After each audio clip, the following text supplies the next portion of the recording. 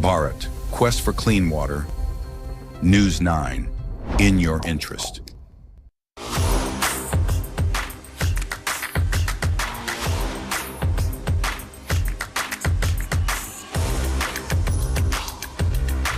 This is India's #1 news network, and you're watching News 9, English news as it should be.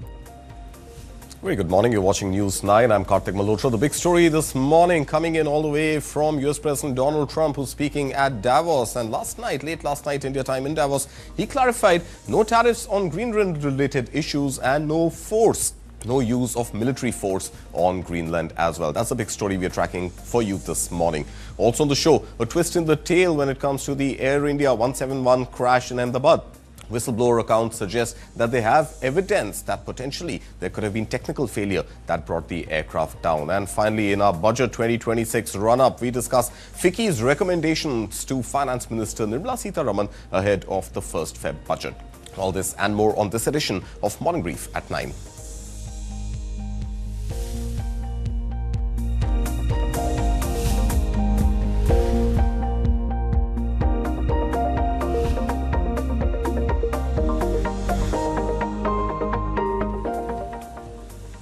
This is Morning Brief at 9. First up, let's look at all the headlines we're tracking for you this morning. US President Donald Trump backs away from threats to seize Greenland by force at Davos, saying the US wants the territory but will not use military action, while warning, say no and we will remember.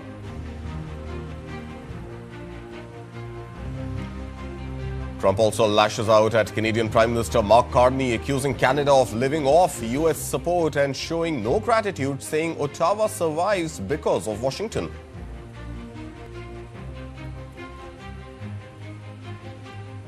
And speaking at the World Economic Forum, Donald Trump says Europe is trapped in failed economic thinking, blames excessive government spending, mass migration and reliance on foreign imports for slowing Western growth.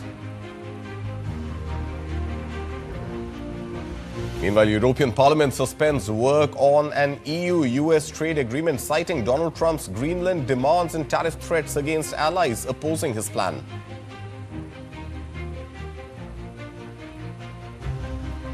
Donald Trump says he has ordered retaliation if Iran carries out assassination threats against him, warning Tehran would face total destruction if anything happens to him.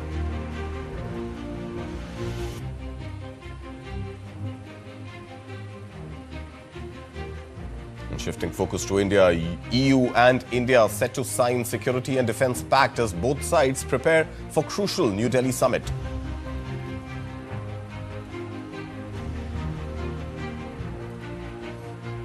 The world sees India through Bengaluru, says Deputy Chief Minister D.K. Sivakumar, as Karnataka pitches itself as a global investment hub at Davos.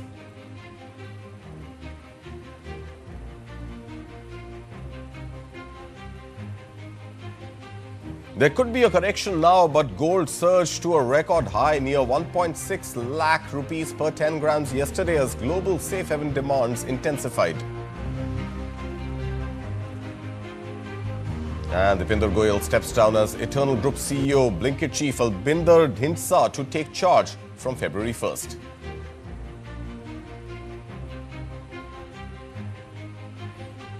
So many friends and just a few enemies. Now, that was US President Donald Trump delivering a much-anticipated speech at the World Economic Forum in Davos on Wednesday as global leaders and business executives braced for another round of his America First messaging. Addressing the gathering in Switzerland, Trump ruled out the use of military force in his bid to bring Greenland under US control.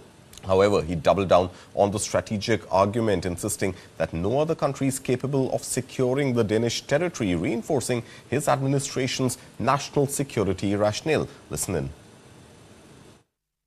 I don't have to use force. I don't want to use force. I won't use force. In a more than an hour-long speech at the World Economic Forum in Davos, U.S. President Donald Trump ruled out the use of force in his attempt to control Greenland. We probably won't get anything unless I decide to use excessive strength and force, where we would be, frankly, unstoppable. But I won't do that. Trump's increasing threats to Europe over Greenland, a semi-autonomous Danish territory, have frayed transatlantic ties and worried Europeans.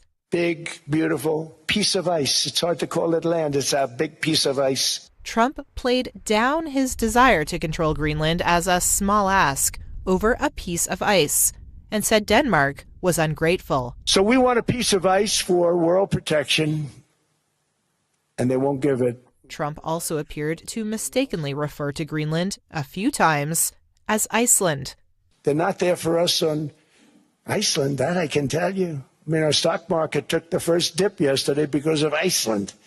So Iceland's already cost us a lot of money. Trump said acquiring Greenland would be no threat to the NATO alliance, but its leaders have warned that his strategy to take control of the territory could upend it. No nation or group of nations is in any position to be able to secure Greenland other than the United States. Trump is emboldened by his ousting of Venezuelan President Nicolas Maduro and seizing control of that country's oil, which he touted in his speech. Those 50 million barrels, we're going to be splitting up with them, and they'll be making more money. But they've made it a long time. Venezuela's going to do fantastically well. Trump, who had previously not ruled out the use of the U.S. military to seize Greenland, has been unrelenting in making his case for acquiring it as an Arctic guard post against Russia and China, and has threatened a trade war with Europeans who oppose him. Thank you. And disappointing his transatlantic allies yet again, U.S. President Donald Trump on Wednesday said Europe is heading in the wrong direction, delivering sharp criticism during his speech at the World Economic Forum in Davos. Trump said much of the Western policies centered on green energy and mass migration have damaged Europe's economies, blaming them for what he called record budget and trade deficits. Listen in. Friends come back from different places. I don't want to insult anybody and say I don't recognize it. And that's not in a positive way. That's in a very negative way. And I love Europe, and I want to see Europe go good. But it's not heading in the right direction. In recent decades, it became conventional wisdom in Washington and European capitals that the only way to grow a modern Western economy was through ever-increasing government spending, unchecked mass migration, and endless foreign imports. The consensus was that so-called dirty jobs and heavy industry should be sent elsewhere, that affordable energy should be replaced by the Green New Scam, and that countries could be propped up by importing new and entirely different populations from faraway lands. This was the path that sleepy Joe Biden administration and many other Western governments very foolishly followed, turning their backs on everything that makes nations rich and powerful and strong.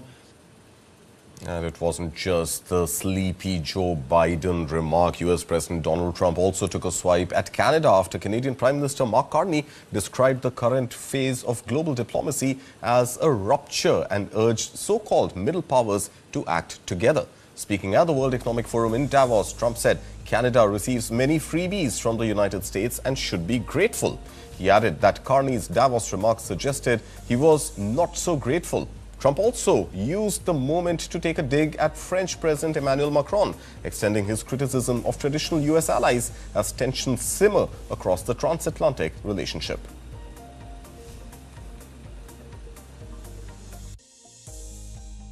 Canada gets a lot of freebies from us, by the way. They should be grateful also, but they're not. I watched your Prime Minister yesterday. He wasn't so grateful.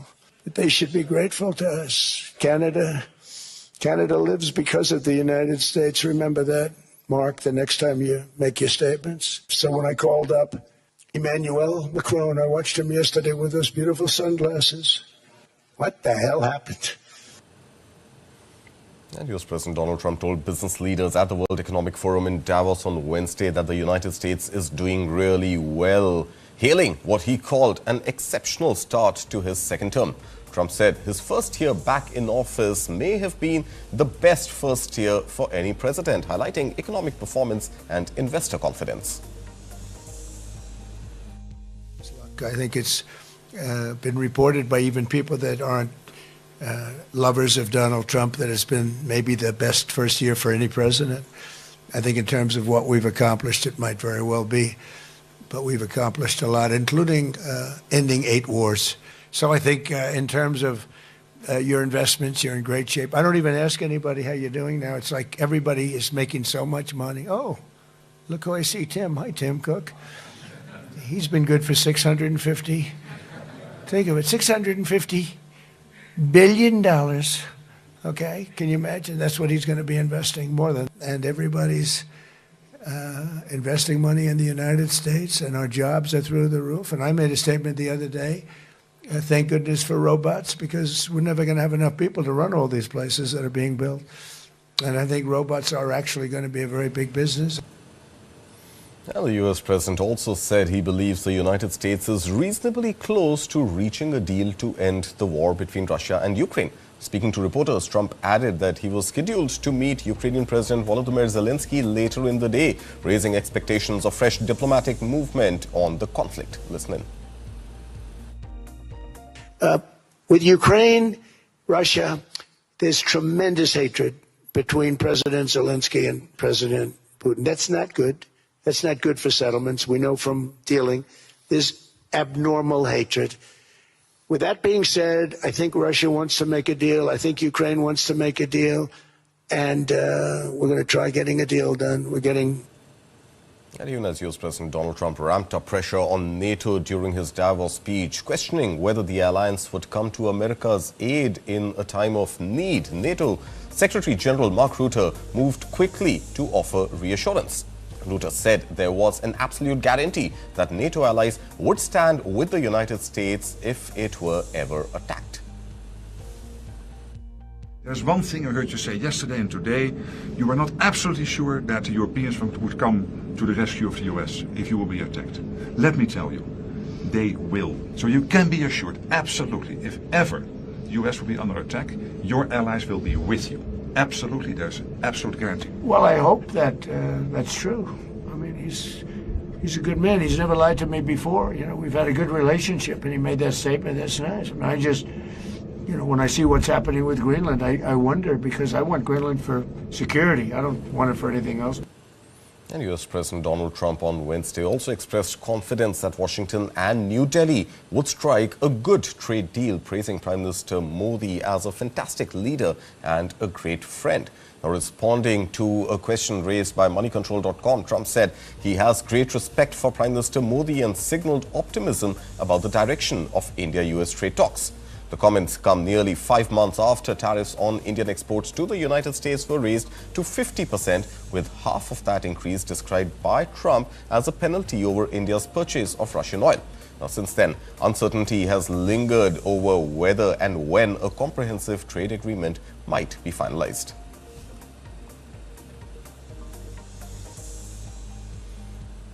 And the U.S. president has issued what he described as firm instructions in response to reported assassination threats from Iran, warning of severe consequences if any attempt were made against him. In an interview, Trump said that if anything were to happen to him, the response would be overwhelming. His remarks come amid heightened tensions as unrest inside Iran continues to pose one of the most serious challenges to the country's clerical leadership in years. Listen in once again.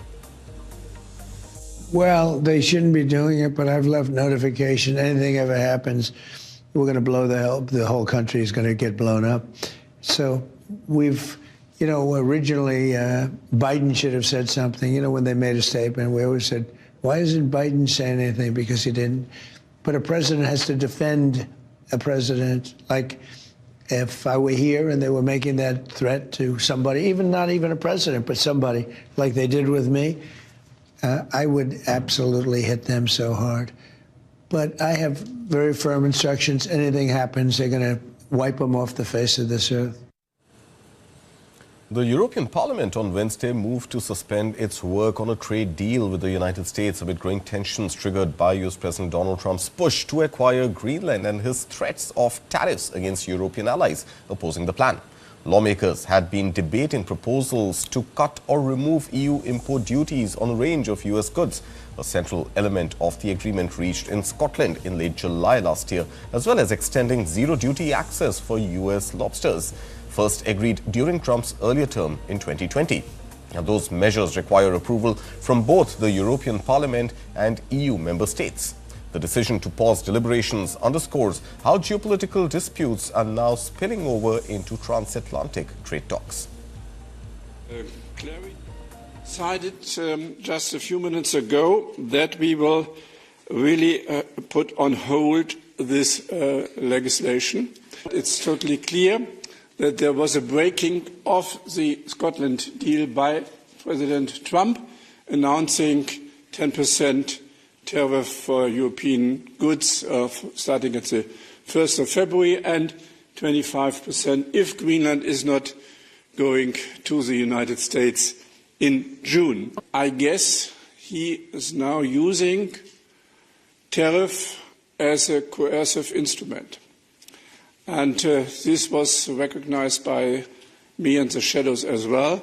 So here they are using tariffs to give political pressure on us to sell Greenland. Therefore, we were quite clear. We will hold on the procedure with the two files until there is a clarity and regarding Greenland and the threats.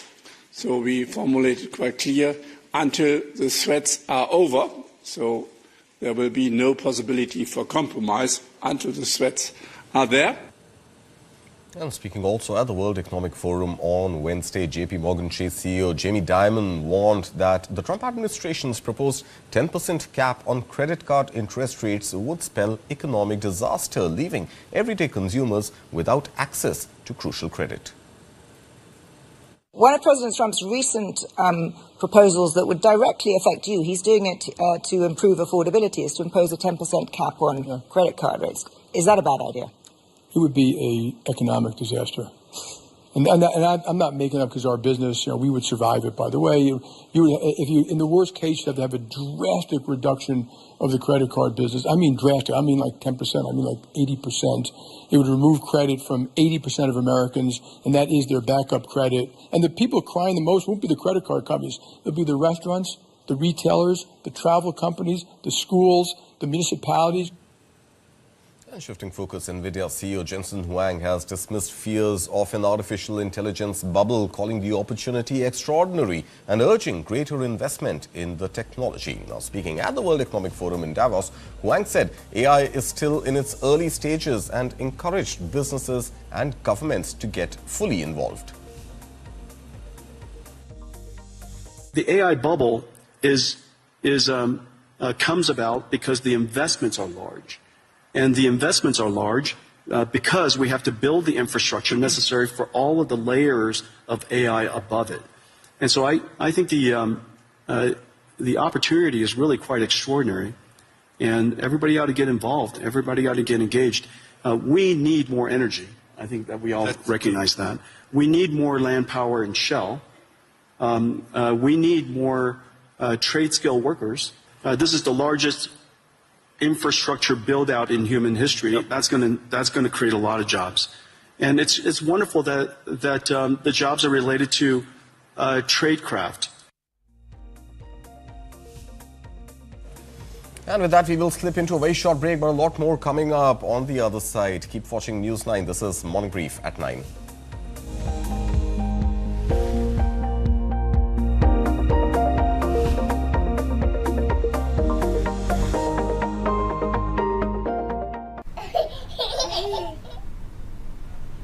Finally हमारा घर। तुम्हारी जिद का नतीजा। मैं नहीं होती तो तुम्हारा क्या होता?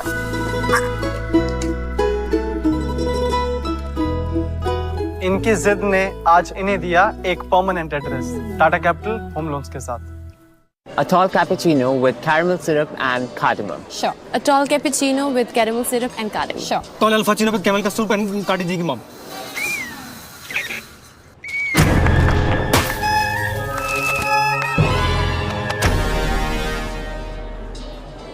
अदरक वाली चाय पिलाओ ना, कड़क। सर, मलाई मार के देती हूँ। लाइफ हो या इन्वेस्टिंग, भीड़ के पीछे मत भागो, म्यूचुअल फंड अपनाओ और खुद के हिसाब से इन्वेस्ट करो। म्यूचुअल फंड निवेश बाजार जोखिमों के अधीन है। योजना से संबंधित सभी दस्तावेजों को ध्यान से पढ़ें। पढ़ता है, खेलता है, झूलता उछलता है, दौड़ता कभी कभी दौड़ कराता है, आगे आगे बढ़ता है इंडिया, अमूल दूध पीता है India.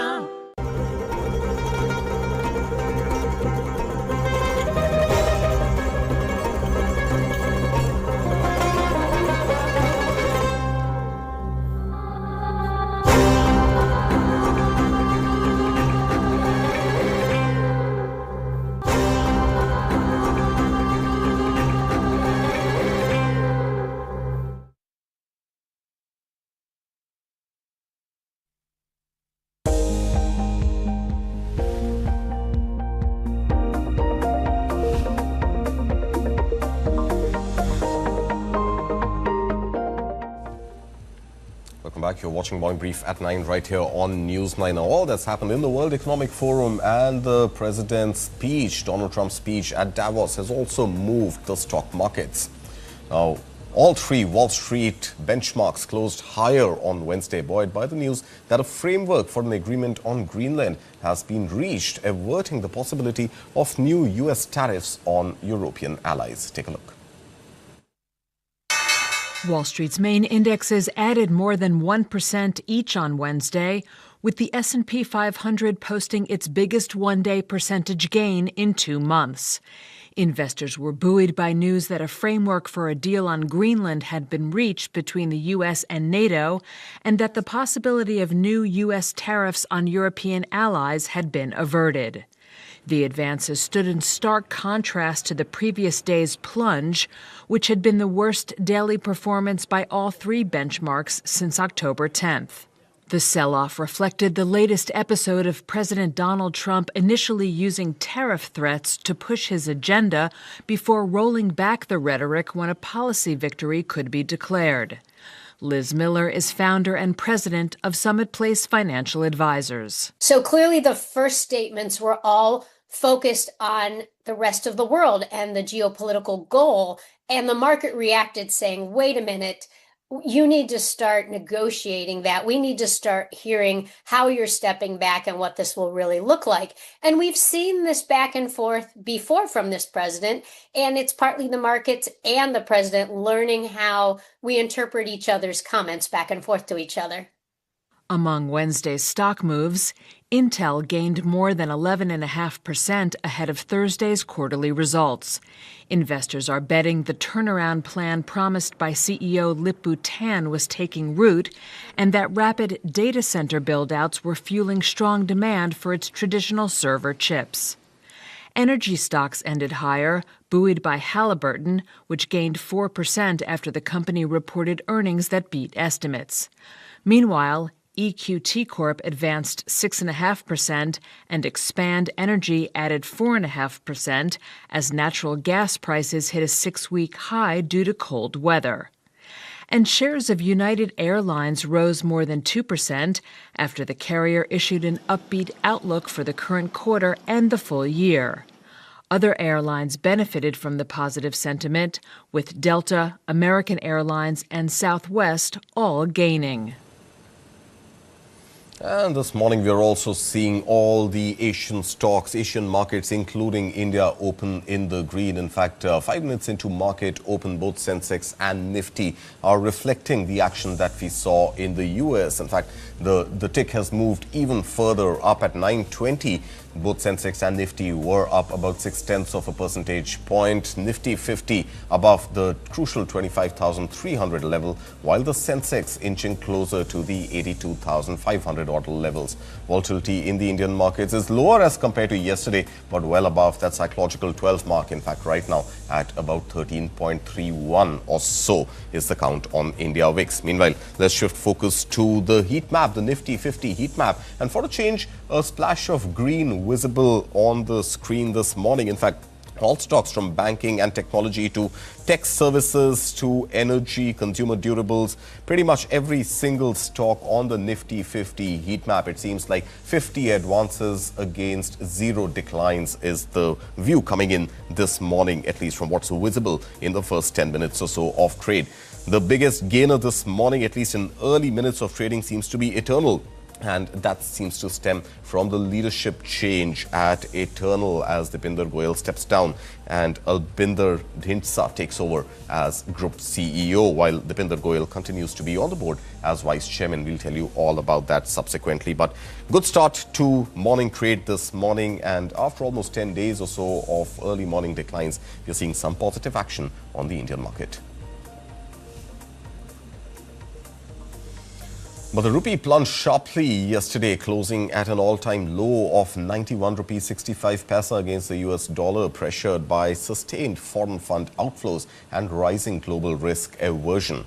Now, forex traders said heightened geopolitical uncertainty and a risk of mood in global markets weighed heavily on the Indian currency. Now, this marks the rupee's steepest single-day fall since November last year, with the local unit down nearly 1.5% so far this month itself. Rising tensions in Europe over the Greenland issue, concerns over potential tariffs and weak domestic equity markets further dented investor sentiment yesterday. But after hearing Donald Trump at Davos, things may look better, at least as far as the US dollar index goes, and that may signal more weakness for the Indian rupee in comparison to the US dollar. The rupee, remember, had earlier touched an intraday low of 91 rupees 74 paisa before settling at its weakest ever level. Now, market experts said emerging economies like India are facing pressure from volatile capital flows and geopolitical disruptions. While analysts warn the rupee may remain vulnerable in the near term, they noted that India's strong forex reserves give the RBI room to manage volatility, even as the weaker rupee could offer some support to Indian exports.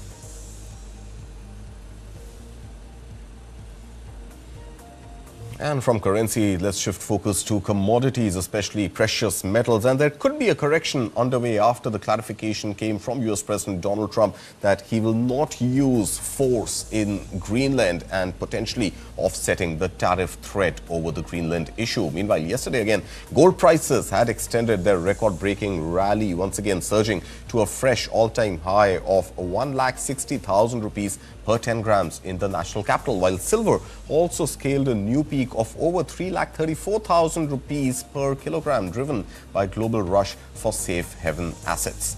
According to the All India Sarafa Association, gold of 99.9% purity jumped to 6,500 rupees, jumped by 6,500 rupees to about 1,59,700 rupees per 10 grams, inclusive of taxes. Now, this comes a day after gold crossed the 1,50,000 mark for the first time in Delhi. Now, silver continued its run for the 9th straight session yesterday, rising 11,300 rupees to close at 3,34,300 rupees per kg. Market experts say the rally is being driven by persistent safe haven demand, strong inflows into gold and silver-backed ETFs, tight domestic supply, and a weaker rupee, which have kept local prices at a premium to global rates.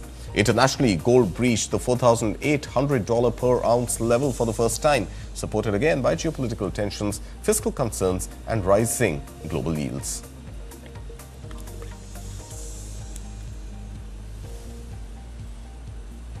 Time for another short break, but coming up after the break, we'll bring you the whistleblower account on the Air India 171 crash in Ahmedabad last year.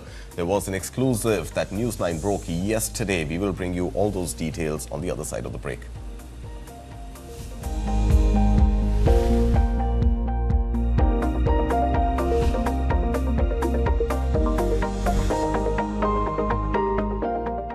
इतनी दूर कैसे करेगी? Auto लेगी क्या? नहीं अम्मा। तो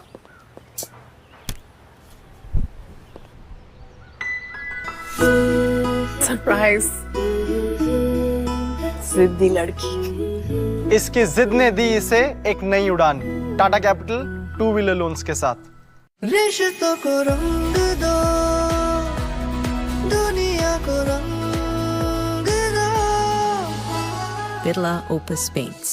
पढ़ता है खेलता है झूलता उछलता है दौड़ता कभी कभी दौड़ कराता है आगे आगे बढ़ता है इंडिया अमूल दूध पीता है India This isn't a trail of peace. This is pressure overload. A hill built for 1,000, forced to carry lakhs. Instead of lightening the footprint, you have allowed people to actually get into every nook and corner of the Himalayas. Careless travel, choking hills. If we don't change now, there won't be much left to enjoy. We need to follow the Bhutan model, regulate people who can access hills. News 9 presents Heal the Hills, continuous coverage.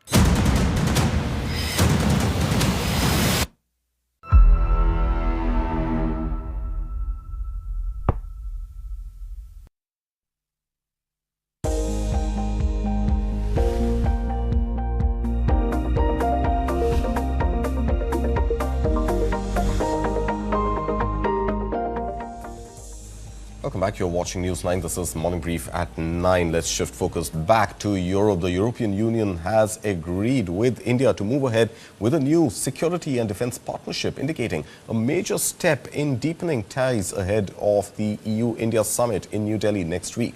Brussels and New Delhi are also expected to announce the conclusion of the long-awaited free trade agreement. Now, speaking in the European Parliament, EU Foreign Policy Chief and European Commission Vice President Kaja Kallas said the partnership will be part of a broader strategic agenda that is ready for signature at the upcoming summit. Calling it a pivotal moment in EU-India relations, Kallas said the relationship is gaining renewed political drive and a clear sense of purpose. The 16th EU-India summit, also marking the 60th meeting between the two sides, will see leaders adopt a new comprehensive strategic agenda extending through 2030.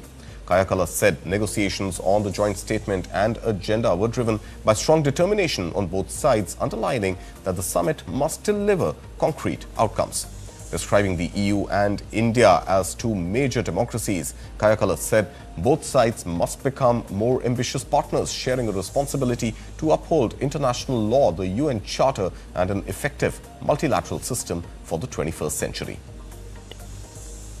EU-India comprehensive. In a few days, the European Union and India will meet in New Delhi for the 16th EU-India summit. This is a pivotal moment for our bilateral relationship with renewed political momentum and clear sense of purpose. Preparations are advancing well, though I must say not without challenges. Work has been coordinated and focused, and cooperation with Indian partners has been productive. Negotiations on the joint statement and the new strategic agenda have been driven by determination and understanding on both sides that this summit must deliver, taking into account the geopolitical landscape. The EU and India are moving closer together at the time when the rules-based international order is under unprecedented pressure through wars, coercion and economic fragmentation. Two major democracies cannot afford to hesitate. We must become more ambitious partners. And shifting focus now, in a major development, a U.S. aviation safety group has alleged that the Boeing 787 Dreamliner that crashed in India last year suffered multiple technical failures prior to the accident, including an in-flight fire as well as some technical issues. The claims have been reported by multiple news agencies, even as the official investigation into the crash remains ongoing. Remember, the Air India aircraft went down shortly after takeoff from Ahmedabad on June 12th last year while flying to London, killing 260 people. India's Aircraft Accident Investigation Bureau is leading the probe with participation from U.S. authorities. Now, according to the report, the Foundation for Aviation Safety has submitted a presentation to a U.S. Senate subcommittee claiming its findings are based on internal documents. The group alleges the aircraft experienced engineering, manufacturing and maintenance issues from its very first day in service. The claims include repeated electronics and software faults, wiring damage, power failures and overheating of electrical components. The group also alleges that in Jan of 2022, the aircraft suffered a fire in a high-voltage power distribution panel during descent into Frankfurt, requiring the unit to be replaced after landing. Remember, the story was broken by News 9's Sabyasachi Roy Chaudhary yesterday evening, and we have Sabyasachi joining us live now. Sabya, just help our viewers understand all that we heard as part of the initial reports that came after the probe was underway, was that it could have potentially been pilot error. Now, we had pilot bodies also up in arms, and the family of the deceased pilot also saying that a thorough investigation must be done. What we are picking up now is that it was potentially technical failure that could have brought down AI-171. Well, that's right. See, the U.S. body has reached out to the U.S. Senate. They have given a detailed presentation to the U.S. Senate, and they claim that they have secret documents as far as the aircraft's history is concerned. Now, for our viewers, to simplify things, what the whistleblower have told the U.S. Senate. Now, they say that this plane had problem from the very first day it joined Air India in 2014. Now, the whistleblower also says that there were many issues for more than 10 years. Wires getting damaged, short circuit, parts overheating, smoke fumes in the plane, circuit breakers tripping a lot, like fuses blowing, software faults and loss of power. Now, what is important to note that in 2022, the whistleblower says that there was a real fire in an important power box. Now, it burned badly and had to be replaced completely. Now, other Boeing 787 planes around the world also had similar problems too, and they think that these are hidden built-in weaknesses and that Boeing and other knew about it, but they did not fix them properly. Now the whistleblowers say that they have given the official report. They say that the official report is unfair and incomplete. Now, what is the official report that they are referring is the preliminary report by the AIB, which says that the loss of power happened because of the power control switch was turned off.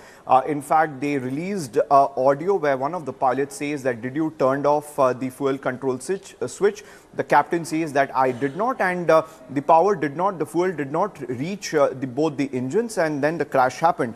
Now, they say, the whistleblower say that this might hide real plane problems, and they call it possible part of a cover-up. Now, this is a major allegation which has been leveled against AAIB as well as the regulator DGCA by the whistleblower, and they want proper and transparent investigation. Now, this particular point has not only raised by this particular US group or the whistleblower. This, in fact, has been raised by various pilot associations across the country, as well as the family members of the pilot and the co-pilot who have lost their life. So they also have raised this concern that there has to be some other reason. You cannot blame the pilot completely for this crash. Absolutely. Very quickly, Sabyasachi, help our viewers understand, in case it was a technical issue. See, aircrafts find technical issues and those technical issues get fixed and the aircraft becomes flyworthy again. Now, if these allegations were to indeed be true, then how much of the buck stops at the manufacturer, which is Boeing, and how much of it would potentially fall on Air India, whose responsibility was to ensure that the aircraft was maintained and in flyworthy condition? Well, that's right. It's the job of the Air India to make sure that the maintenance happen properly. Now, as per the DGCA rules, if there is technical fault, you have to immediately inform the regulator, that is the DGCA. Now, looking at the magnitude of the technical fault, then the DGCA will decide whether the aircraft can return to functioning immediately or whether it will take some time. Right. So, whether all these steps were taken will be under scrutiny, but Ramu Naidu, the minister, had already confirmed that the investigation is going on the right track, and very soon we'll see the exact report coming in from the AIB. But this particular point has been raised time and again by US. Different bodies have come out and they have filed petition in the US court for asking that there should be a transparent investigation as far as the crash is concerned. All right, Sabyasachi Roy Chaudhary, thank you so much for your input on that story. Well, with that, we We will slip into another very short break. But coming up on the other side, Budget 2026 around the corner. What are the expectations and what are FICCI's recommendations? We'll have Jyoti Vij, the Director General of FICCI, joining us after this short break.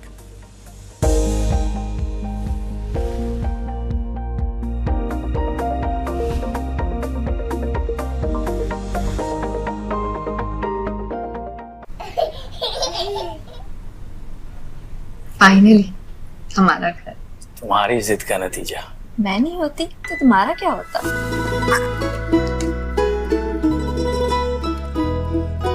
इनकी जिद ने आज इन्हें दिया एक permanent address Tata capital home loans के साथ। पढ़ता है, खेलता है, झूलता उछलता है, दौड़ता कभी कभी दौड़ कराता है, आगे आगे बढ़ता है इंडिया, अमूल दूध पीता है India. Windows down, chasing dreams on a net.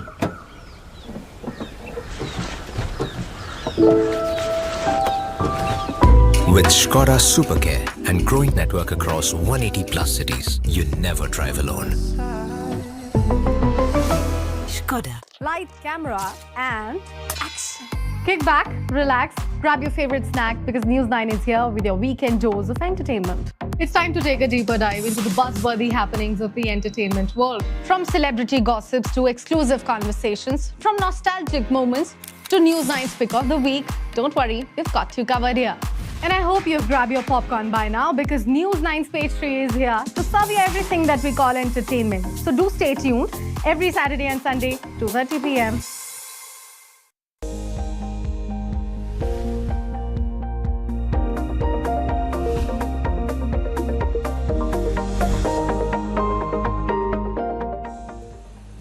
Welcome back. You're watching Morning Brief at 9 and let's shift focus now to Budget 2026. That's right, Budget 2026 around the corner. Sunday, 1st of February is when Finance Minister Nirmala Sitharaman is going to disclose to the country what is in her Bahi Khata as far as India's economy in FY 2027 is concerned. Well, there are expectations, there are recommendations and of course hopes are pinned once again on the Finance Minister to deliver some more sops for the taxpayer. Will that or won't that come through? Well, we have this morning the Director General of FICCI, Jyoti Vij, joining us. We will come to the tax part, Jyoti Vij, but first up, thank you so much for joining us. I want to understand, given India's strong macroeconomic fundamentals, the high-frequency indicators suggesting that the economy is moving in the right direction despite the global turmoil, can we expect Budget 2026 to chart out a course for double-digit growth in FY 27? I think, of course, for last two budgets, we have seen that, while the capex has been maintained, there's been a lot of effort to also give demand impetus, be it in form of the income tax rate slab rationalization or the GST rate rationalization and many other reform measures that have been taken is all in the direction to ensure that, the investment really picks up and we start kind of moving towards a much higher growth rate. And like you also rightly said, we've already the highest growing, we already have the highest growth rate, in this very volatile world. And even the IMF has shown very, very positive projections. So I think with all the measures that have been taken, once we start seeing the results of those on ground, we are very confident that, we shall be able to, be, on the path of the Viksit Bharat mission that has been defined by the Viksit Bharat, of course. But coming to Viksit Bharat, there's also this question on Atmanirbhar defense. And FICCI, I've seen in your paper, has suggested a 10% hike to the 6.81 lakh crore rupee allocation for the Ministry of Defense. But you're also saying that 30% share of that should be towards capital outlay from the 26% earlier. So what exactly should that 30% outlay really focus on? So basically, a lot of modernization that needs to be done because technology is defining the warfare today. We've seen that in our recent experience of Operation Sindoor that we had, so there is massive amount of investments that are required in that space. So we said that while 10% growth is good, but, you just ensure that there's enough that is spent on the capital side of it rather than revenue, which means that making far more investments in modernizing our defense equipments, which private sector is also doing a lot of work. There is collaboration that is happening, but I think we need to have stocks for a certain good period to ensure that, in the eventuality of real aggression from various corners, I think we should be able to meet with that. So we definitely feel that this capital outlay will most certainly help in maintaining and enhancing our warfare technology. Right. And from warfare, let's move to electronics manufacturing. That has also been a success story for India, not just for Apple iPhones, but even advances in the semiconductor assembly and testing, as well as manufacturing of semiconductors finding its feet. So should Budget 2026 incentivize component manufacturing, especially for the printed circuit boards, which again is a key recommendation from FICCI? Sure enough. I mean, we need to kind of, have the self-reliance in the supply chain as well. And I think that's one of the key things which even government is driving, and we at FICCI are very aggressively working towards that. But I think PLI in white goods also has done very well, and even in mobile. In mobile, you might say Apple, but there are a lot of local companies which have benefited tremendously through the PLI. But indeed, I think value chain is something which needs to be, where we need to be self-reliant as well. And one of the items that we had really, focused on was the PCBAs, the printed circuit board assemblies. And these constitute on an average about 35 to 40% of the bill of materials, which is the highest contributor to the overall production cost of the electronic items. And these are instead of, if we can import, we can increase these the manufacturing within the ecosystem by nearly about 45%, which can strengthen our whole supply chain and the electronic manufacturing ecosystem. So we at FICCI had, at the behest of the Scale Committee, which has been set up at the government level, we commissioned a very comprehensive study on PCBAs for charting out a roadmap that could help minimize the imports by 2030 in this particular segment. And what we figured was that 3.5 million data lines over 5 years, these were studied, and this highlighted that PCB imports are scattered across 450 HS codes with varying tariff structures. So making the policy formulation and the analysis therefore becomes very, very complex. Hence, the recommendation was that if we could have, rationalization of the HS codes, if we can introduce a single HS code for each of the PCBA board assembly, because there are varying kind, and you cannot really see what is there, what is not there. So that rationalization will help us do a very deeper, finer study to, pinpoint on which PCBA essentially we need to kind of work on. Also, right. The duty differential of 25% between PCBAs and the finished product. If we can take care of that, it will help in augmenting the domestic assembly and the value addition while avoiding the duty inversion. So these were two very specific recommendations that came out of the study, which will help in taking care of that particular component. And we worked very closely also with METI on the electronic component scheme as well, and we are big votary of that, and we do hope things in these direction will certainly move forward. Absolutely. Plus, I think the semicon effort that government has put in, some amount of movement we have seen there, but I think this has to be done in a very significant way. So, very closely linked to this, Jyoti Vij, is also the rare earth magnets. And we saw the curbs that China made last year and what it created, the kind of havoc it created in the world. So, closely linked to that is also the mining sector. So, do you think India also needs to reform its mining sector, and should that come through in Budget 2026? So, we were actually talking about the critical mineral tailings, etc. There are dumps and trailings in the current mining areas. So if there could be policy, and we were very happy to see this come yesterday itself, that apart from, so within the critical mineral mission, they've also included this part because this is something which is available at home, and we are able to kind of map all of these and help in identifying, help private sector make some investments towards that. I think that can be a good beginning in itself. And then, of course, I mean, government has come out with the PLI and rare earth minerals, so we have to see that's a significant investment that they talked about. So there are 4 or 5 allocations also which have been done. So we hope that things will move in that direction. But when you talk of mining per se, I think there is a big ask on removal of royalty on royalty because miners pay the royalty on the sale price. And this also includes, there are various other levies like the payments that are made to the District Mineral Fund, it is made to the National Mineral Exploration Fund, etc. And this is on the account of very anomalous calculation of the average sale price, right, which includes the mining operation cost, logistics, taxes and levies as well. Sure. So this is supposedly a double taxation on them. This has been well acknowledged by the ministry. Center has issued the notification, but we need to, get to the implementation stage.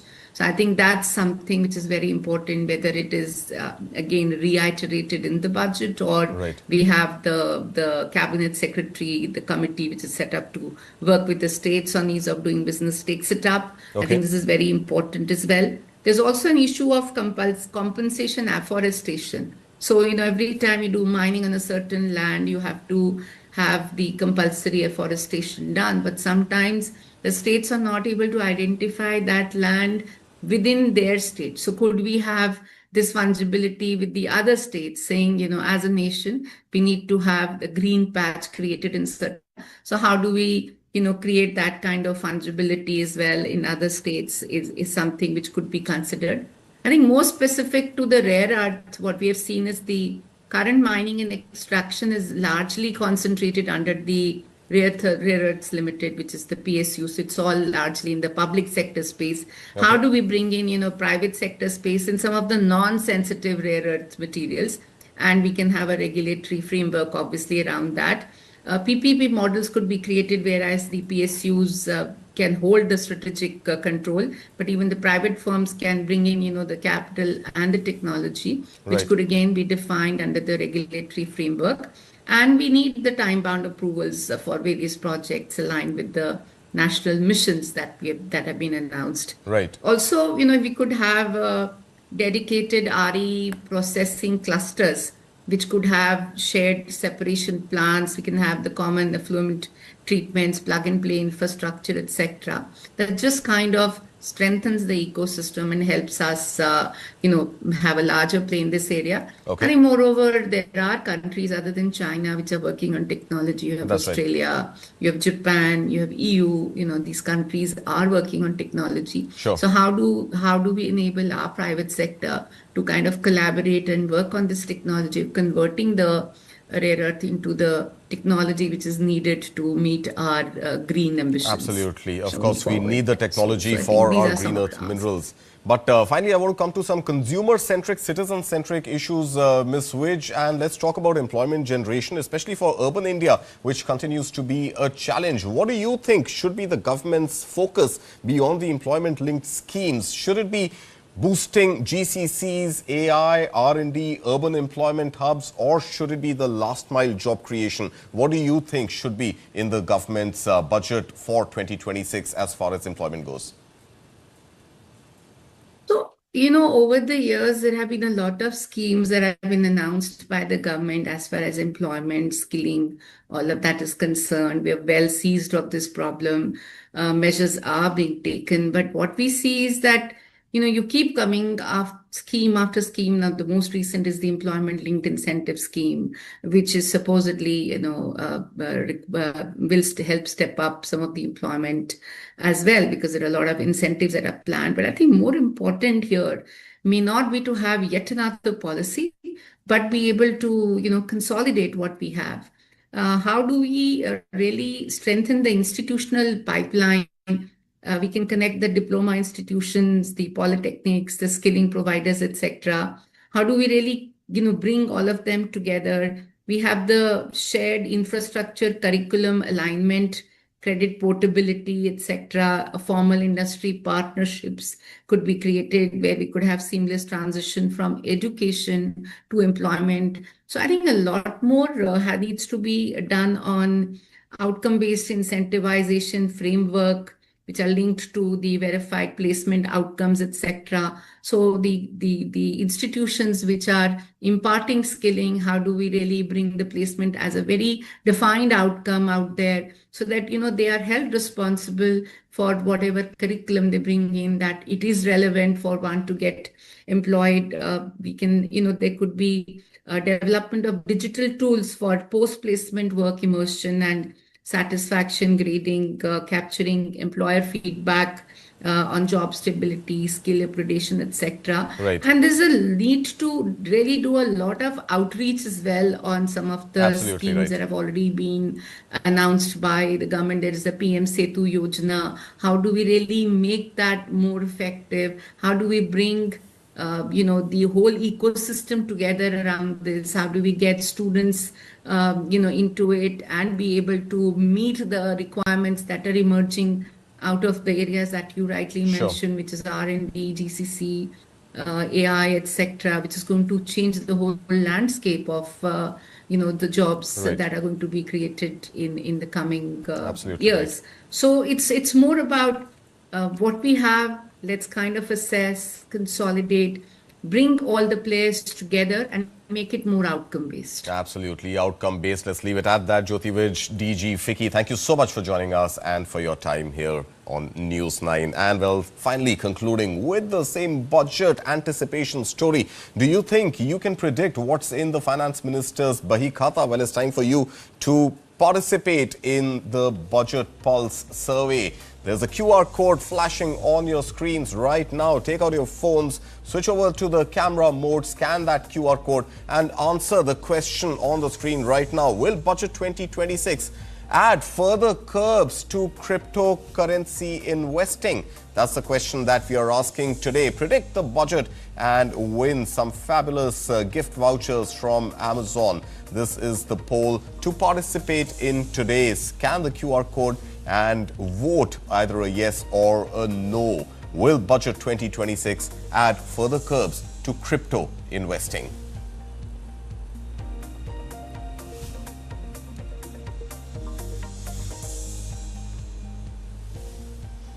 And that's all we have time for on this edition of Morning Brief at 9. Thank you so much for watching. News continues right here on News 9.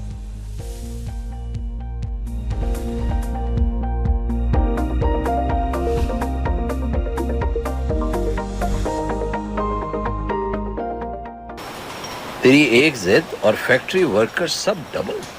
Retire हो जाऊं क्या? अच्छा, business के लिए loan का idea किसका था? पर बुढ़ापा आ गया हो। इनकी जिद ने कारोबार भी बढ़ाया और रोजगार भी। टाटा कैपिटल बिजनेस लोन्स के साथ। पढ़ता है, खेलता है, झूलता उछलता है, दौड़ता कभी कभी दौड़ कराता है, आगे आगे बढ़ता है इंडिया, अमूल दूध पीता है India. When Trump captures Maduro, News 9 breaks it first. It's happening far away, but it has tremendous consequence for the world. What happens next? Biggest international headline of the hour. The US has conducted military strikes. This is the Venezuelan president. Maduro faces multiple charges, including narco-terrorism. This is Maduro being taken to the New York court. Donald Trump indicated that Greenland might be next. Where will Donald Trump stop? A dramatic U.S. operation, power shifts in Venezuela. High-stakes geopolitics unfolding. What does this mean for Venezuela? What does it mean for the world? And what comes next? On point with the facts, unmissable insights. In your interest always. Fastest alerts, hard facts, 360-degree analysis. From breaking news to deep dives, when the world changes, News 9 leads. News 9, always on top. Light, camera, and action. Kick back, relax, grab your favorite snack because News 9 is here with your weekend dose of entertainment. It's time to take a deeper dive into the buzzworthy happenings of the entertainment world. From celebrity gossips to exclusive conversations, from nostalgic moments to News 9's Pick of the Week, don't worry, we've got you covered here. And I hope you've grabbed your popcorn by now because News 9's Page 3 is here to serve you everything that we call entertainment. So do stay tuned every Saturday and Sunday, 2:30 p.m.